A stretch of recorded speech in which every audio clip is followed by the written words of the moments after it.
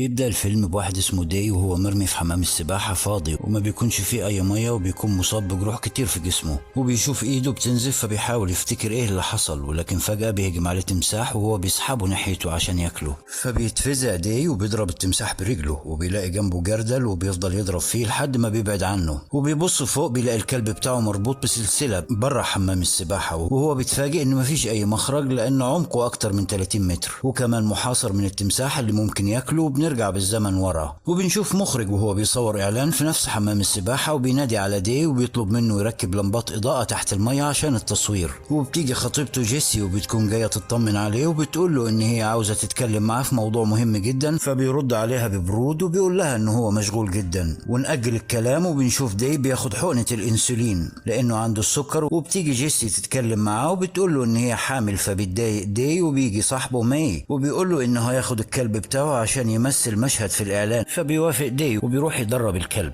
وبعد ما بينتهي من التصوير بيتصور مع أصحابه وبيكونوا كلهم مبسوطين عشان خلصوا شغل. وتاني يوم بيروح داي لحمام السباحة عشان ينظفه ويشيل كل معدات التصوير اللي هناك، ولكن قبل ما يبدأ تنظيف بيرتاح شوية على العوامة وبيرمي كورة للكلب بتاعه، وبيروح الكلب يدور على الكورة وبنشوف جريدة واقعة على الأرض بيكون فيها تحذير عن وجود تمساح هربان من حديقة الحيوان. فبيجي ماي صاحبه وبيشغل المصرف عشان يفضي المية اللي في حمام السباحة، وبعدها بياخد الكلب وبيربطه في العمود وبيسيب لديه حقنة الأنسولين بتاعته على الترابيزة، وبيقول له إنه هيسافر أو عنده شغل، وبيقول له إنه شغل المصرف بتاع حمام السباحة عشان يفضي المية اللي فيه. فبيطلب منه دي إنه يطلب له بيتزا لأنه هيفضل موجود في المكان لحد ما المية تفضى، عشان هيتصل بشركة نقل وهيخليهم يشيلوا الكنبة اللي موجودة في حمام السباحة. فبيوافق ماي وبيحذره ما يفضلش قاعد في حمام السباحة أكتر من نص ساعة، علشان لو فضيت مش هيقدر يخرج من حمام السباحة، لأن حمام السباحة عمقه 30 متر، وكمان لأن المكان ده مهجور ومفيش أي سلم للخروج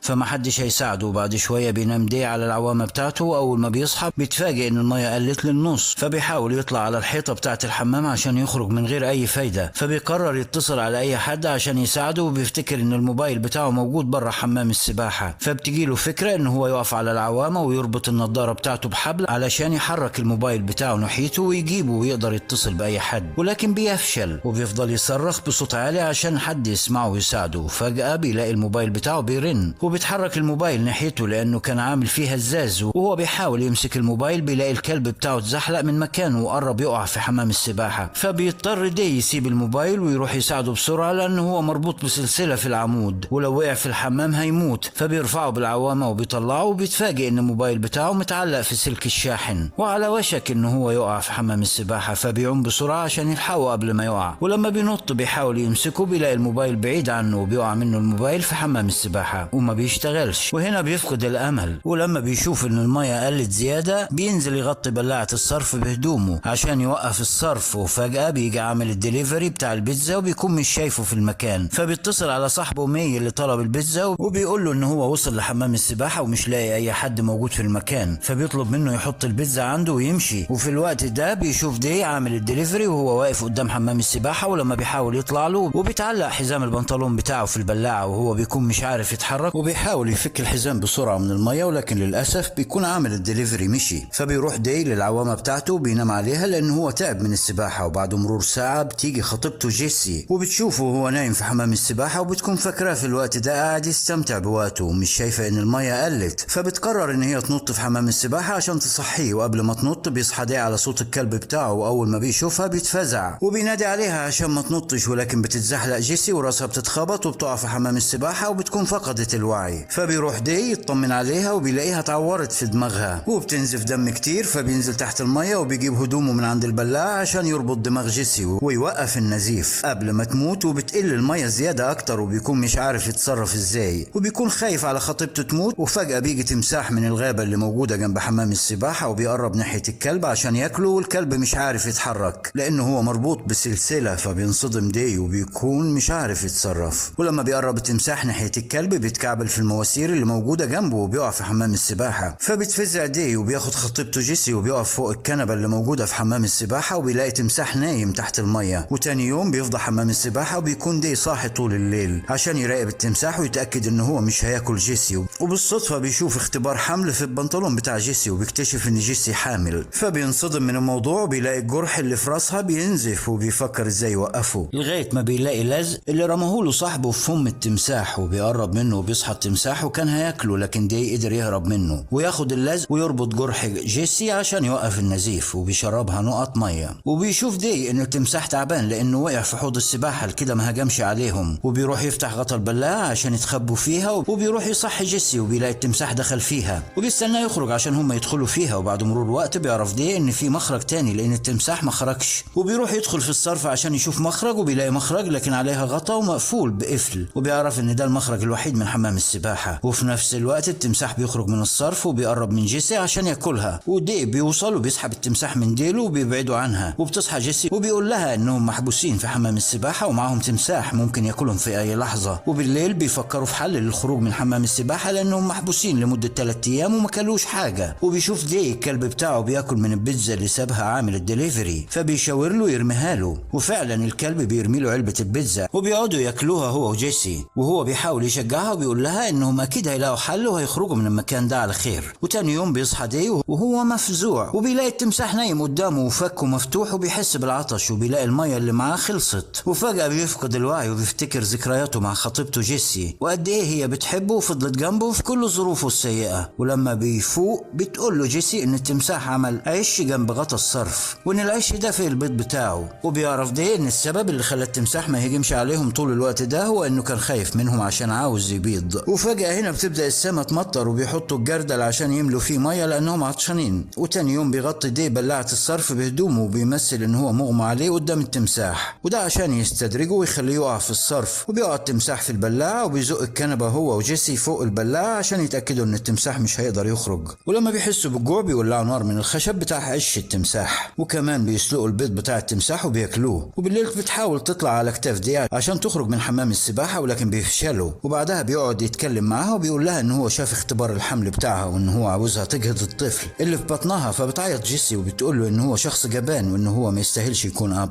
لان هي ضحت بمستقبلها عشانه. فبيعتذر لها دي على كلامه وبيغير الموضوع، بيقترح عليهم ان هم يفتحوا غطا البلاعة ويخرجوا التمساح عشان ينزلوا هم الصرف ويروحوا الأوضة اللي فيها المخرج. وبيفتحوا فعلا البلاعة، واول ما بيخرج التمساح بيروح ناحية البيض بتاعه وبيلاقيهم اكلوا البيض فبيتصعر وبيهجم عليهم، فبيقدروا يهربوا منه في اخر لحظه وبيقفل دي ببلاعه وبيروحوا الاوضه اللي فيها المخرج. واول ما بيدخلوا الاوضه بيقعد دي على الارض وبيكون واضح عليه ان هو تعبان لان ما خدش حقنه الانسولين بتاعته، وبيطلع لفتحه السقف عشان يجيب حقنه الانسولين واللي صاحبه مي سايبها له على الترابيزه قبل ما يمشي. فبياخد سلك طويل وبيحاول يسحب الحقنه عشان ياخدها، ومن سوء الحظ بتقع منه الحقنه بالغلط وبتتكسر، فبيبدا يحس بالتعب اكتر وبتجيله نوبه سكر. ولكن بالصدفه بيلاقي جنبه علبه انسولين بتاعته، وبيعرف ان العلبه دي وقعت من مي بالغلط ودخلت الأوضة من خلال فتحة السقف لأنه هو حاطط العلبة فوق الشنطة بتاعته. فبياخد دي الحقنة وبتبدأ حالته تتحسن، وفجأة بنشوف باراشوت بيطير في السماء وبيقرر يرجع لحمام السباحة مرة تانية عشان ينادي على صاحب الباراشوت ويخليه يساعدهم. ولكن قبل ما يمشي بيقول لجيسي تقفل مدخل الأوضة بالبرميل عشان التمساح ما يقدرش يدخل الأوضة. وأول ما بيروح لحمام السباحة بيتفاجئ إن الباراشوت ده مجرد لعبة أطفال وإن في شخص بيتحكم فيه عن بعد. فبيلاحظ إن التمساح نايم قدامه وهو بيصرخ بصوت عالي عشان حد يسمعه ويجي ينقذه. وفجأة بتيجي رياح قوية وبتقطع سلك موجود بره الحمام، وبينزل طرف السلك في حمام السباحة وبيطلع على السلك وبيكون قرب يخرج أخيرا من حمام السباحة. ولكن لسوء الحظ السلك بيتقطع منه وبيقع في حمام السباحة تاني ورجله بتنكسر وبيربطها بخشب،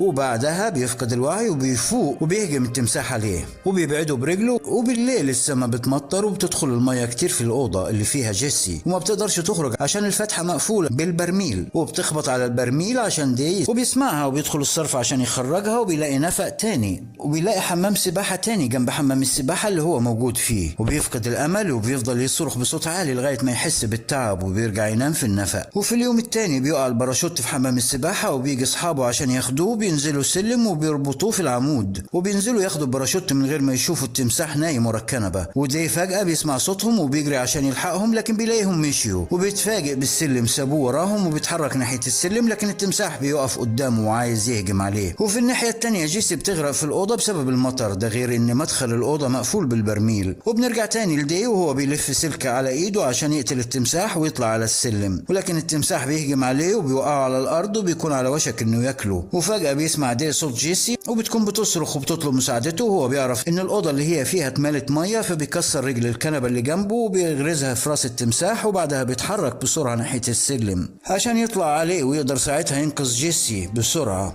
ولكن للأسف بتتحرك الماسورة المربوط فيها السلم وبتسحبه بره حمام السباحة، فبيعيط ديل لأنه خسر الفرصة الوحيدة اللي ممكن تخليه ينقذ خطيبته جيسي، ومش هيقدر يفتح لها الأوضة من خلال الصرف لأن البرميل قافل المدخل. وفجأة بيسمع الكلب صوت جيسي وبيعرف إن هي في مشكلة ومحتاجة مساعدة، فبينط في حمام السباحة عشان يروح لها، ولكن للأسف بيتشنق وبيموت لأنه هو مربوط بالسلسلة في رقبته. فبينصدم دي وبيتعصب وبيمسك ماسورة يفضل يضرب بها التمساح لحد ما بيقتله. ولما بيسمع صوت جيسي بيمسك في الكلب الميت وهو بيطلع على السلسلة اللي متعلق فيها، وأخيرا بيقدر يخرج من حمام السباحة بعد 7 أيام. فبيروح بسرعة لسقف الأوضة اللي فيها جيسي عشان يشيل الغطا وينقذها قبل ما تغرق. فبيجيب ماسورة بيحاول يرفع الغطا بكل قوته، ولكن فجأة الماسورة بترفعه من على الأرض وبتحركه ناحية حمام السباحة، وبيكون على وشك إن هو يقع تاني. فبيضغط على الماسورة وبيفتح الغطا بتاع الأوضة، ولحسن الحظ بيمسك في جدار المسبح قبل ما يطلع. وبعدها بيروح الأوضة بسرعة وبيطلع جيسي، ولكن بيلاقيها فاقدة الوعي. فبيفضل يعمل لها إسعافات أولية لحد ما بتفوق جيسي وبتشكره إنه هو أنقذها. وهنا بيخلص الفيلم. إذا عجبك الملخص ما تنساش زر اللايك، وعشان تشوف أفلام تانية اشترك في القناة، قناة مامو أفلام.